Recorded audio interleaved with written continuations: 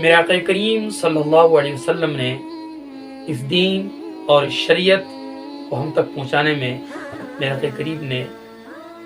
بڑی محنت اور بڑی مشقتیں اور بڑی اذیتیں اور تکلیفیں اٹھانے کے بعد اس دین کو ہم تک پہنچایا۔ میرے آقا کریم صلی اللہ علیہ وسلم نے اس دین کی تبلیغ کے لیے کتنی پریشانی اٹھائی ہے، کتنی قربانیاں دی ہے، اور ہمارے صحابہ کرام نے کتنی قربانیاں دی ہے، ہمارے بزرگان دین نے، ہمارے اولیاء کرام نے قربانیاں دے دے کر، مال کی، جان کی، اولاد کی قربانیاں دے کر یہ دین اور یہ اسلام ہم تک پہنچایا ہے۔ آج کل ہمارے مسلمان یہ سمجھتے ہیں کہ دین ہم تک بڑی آسانی سے پہنچے۔ نوجوانوں، میرے مسلمان بھائیوں، یہ دین ہم تک آسانی سے نہیں پہنچا ہے، بلکہ اس دین کو ہم تک پہنچانے میں صحابہ کرام کو، ہمارے اولیاء کرام کو بڑی تکلیفیں اور بڑی قربانیاں دینی پڑی ہے۔ جان کی قربانی، مال کی قربانی، وقت کی قربانی، اولاد کی قربانی، اپنی جائیداد اور مال کی اور اپنے ملک اور گھر بار کی قربانیاں دے کر اس دین کو ہم تک پہنچایا ہے۔ اور میرے آقا کریم نے رات دن اس شریعت کو، اسلام کو اور اپنے اللہ کے پیغام کو ہم تک پہنچایا ہے۔ وہ ایک روایت ہے، میرے آقا کریم صلی اللہ علیہ وسلم جب آپ نے مکہ کے اندر اسلام کے اور دین کی تبلیغ کی، اپنے بھی دشمن ہو گئے، غیر بھی دشمن ہو گئے، اور یہاں تک کہ آپ کے جو قریش خاندان کے لوگ تھے وہ بھی دشمن ہو گئے، اور ہر وقت میرے آقا کریم صلی اللہ علیہ وسلم کو تکلیف دینے کی، اذیت دینے کی، اور میرے آقا کریم کے راستوں میں رکاوٹیں بننے کی کوشش کرتے تھے۔ اور انہی قریش کے خاندانوں میں سے آپ کا جو سب سے بڑا جانی دشمن جو تھا وہ ابو جہل تھا۔ ایک مرتبہ ابو جہل نے، جو میرے آقا کریم صلی اللہ علیہ وسلم کا آنے اور جانے کا راستہ تھا، اس راستے کے بیچ میں ایک بہت بڑا گھڑا کھدوا دیا، اور وہ گھڑا اتنا گہرا کھدوایا کہ جب اس کے اندر انسان گر جائے تو پھر وہ نکل نہیں سکتا ہے۔ اس نے وہ گھڑا کھدوایا، اس گھڑے کے اوپر گھاس وغیرہ ڈلوا دی تاکہ آنے جانے والے کو پتہ نہ لگے، اور وہ جو راستہ تھا وہ میرے آقا کریم کے آنے جانے کا تھا۔ اس نے وہ گھڑا کھدوا کر اوپر سے گھاس وغیرہ ڈلوا دی تاکہ حضور کو پتہ نہ لگے، محمد صلی اللہ علیہ وسلم کو پتہ نہ لگے یہاں پر گھڑا کھدا ہوا ہے۔ اور اس نے آس پاس اپنے غلاموں کو رکھوالی کے لیے مقرر کر دیا، متعین کر دیا کہ جب محمد یہاں سے گزریں گے اور ان کو پتہ نہیں لگے گا، وہ اس گھڑے کے اندر گر جائیں گے، اور تم جلدی آ کر اوپر سے مٹی اور پتھر ڈال کر میرے حضور سم کو اس مٹی کے اندر، اس گھڑے کے اندر بند کر دیں گے، تاکہ جب محمد ختم ہو جائے گا، معاذ اللہ، صد بار معاذ اللہ، ان کا دین بھی ختم ہو جائے گا، ان کی اسلام بھی ختم ہو جائے گا۔ لیکن فانوس بن کے جس کی حفاظت ہوا کرے، وہ شمع کیا بجھے جسے روشن خدا کرے۔ جب میرے آقا کریم صلی اللہ علیہ وسلم اس کے قریب پہنچے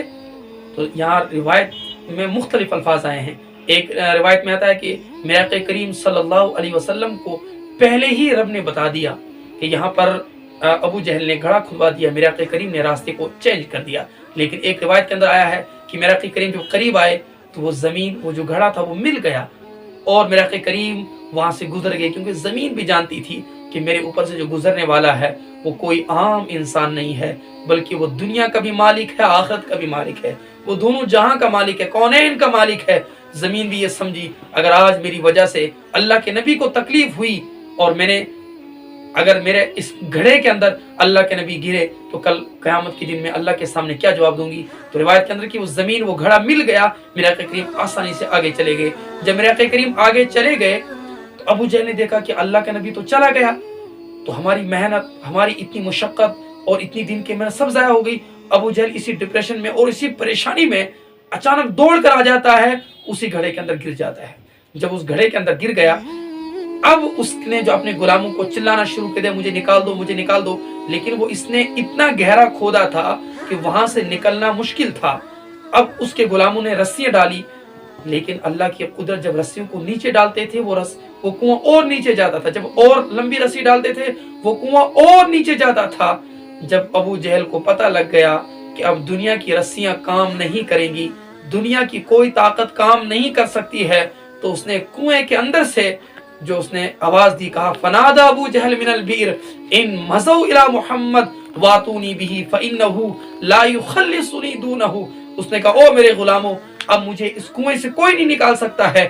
بلکہ اب تم حضور کے پاس چلے جاؤ، ان کے علاوہ مجھے اب کوئی نہیں نکال سکتا ہے۔ گویا کہ ابو جہل کو بھی اس بات کا اعتراف تھا کہ جہاں پر دنیا کی طاقت ختم ہوتی ہے، جہاں پر دنیا کے تمام اسباب کی طاقت ختم ہو جاتی ہے، وہاں سے اللہ کے نبی کے اور اللہ کے رسول کی طاقت شروع ہو جاتی ہے۔ اس نے غلاموں سے کہا تم چلے جاؤ حضور کے پاس، لیکن اب غلام ڈرتے ہوئے سہمتے ہوئے آئے کہ ہم نے تو حضور کے لیے گھڑا کھودا تھا، اللہ کے نبی کے لیے کھودا تھا، اب اللہ کا نبی ہم اگر اس کی بارگاہ میں جائیں گے وہ کیسے آئے گا ابو جہل کو نکالنے کے لیے؟ لیکن وہ نہیں جانتے تھے کہ میرا نبی تو کریم ہے، میرا نبی تو رحمت للعالمین ہے، وما ارسلناک الا رحمت للعالمین۔ جب وہ ابو جہل کے غلام حضور کے پاس پہنچے اور حضور کی بارگاہ میں عرض آ کر کے حضور ہمارا آقا ابو جہل گھڑے کے اندر گر گیا ہے، آپ اس کو نکال دیں، میرے آقا کریم نے انکار نہیں کیا، نہ میرے آقا کریم نے یہ کہا کہ تم نے تو میرے لیے کھودا تھا، اب میں کیسے ابو جہل کو نکال سکتا ہوں؟ لیکن میرے آقا کریم تشریف لائے اور اس گھڑے کے پاس جب پہنچے ابو جہل سے کہا او ابو جہل میں تجھے نکالوں گا لیکن پہلے ایک شرط رہے گی۔ ابو جہل نے کہا بالکل مجھے شرط منظور ہے، کیونکہ اس وقت اس نے کہا جان کی پڑی ہوئی تھی۔ ابو جہل نے کہا مجھے وہ شرط منظور ہے۔ حضور نے کہا تو میں جب تجھے گھڑے سے باہر نکالوں گا کیا تو کلمہ پڑھے گا؟ ابو جہل نے کہا ہاں میں کلمہ پڑھوں گا۔ میرے آقا کریم نے اب کوئی رسی نہیں، کوئی دنیا کا کوئی اور آلہ نہیں، بلکہ اپنے دست رحمت، دست نور، دست فیض، اپنا برکت والا ہاتھ نیچے کیا، زمین کا جو کنواں تھا، جو گھڑا گہرا تھا، وہ اوپر آیا، ابو جہل کو ہاتھ سے نکال کر باہر نکال دیا۔ اب میرے آقا کریم اس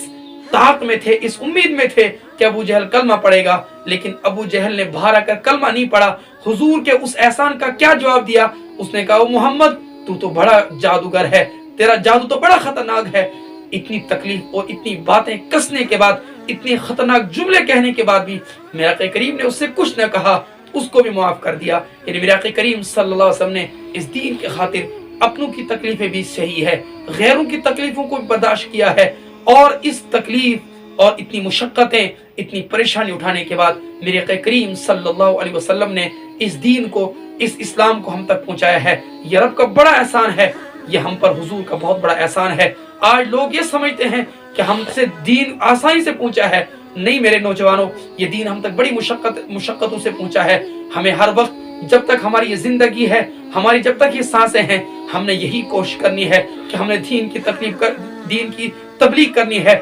اسلام کو عوام تک پہنچانا ہے، اسلام کی تبلیغ کرنی ہے۔ اس میں اگر ہمیں مشقتیں بھی آئیں، پریشانیاں بھی آئیں، تکلیفیں بھی آئیں، ہم نے سب کو برداشت کر کر اللہ اور اس کے رسول کے دین کی تبلیغ کرنی ہے، اور اللہ اس کے رسول کے دین کے جھنڈے کو ہم نے بلند کرنا ہے۔ اللہ رب العزت سے یہ دعا ہے کہ اللہ ہم سب کو دین کی خدمت اور دین کی نوکری کرنے کی توفیق عطا فرمائے۔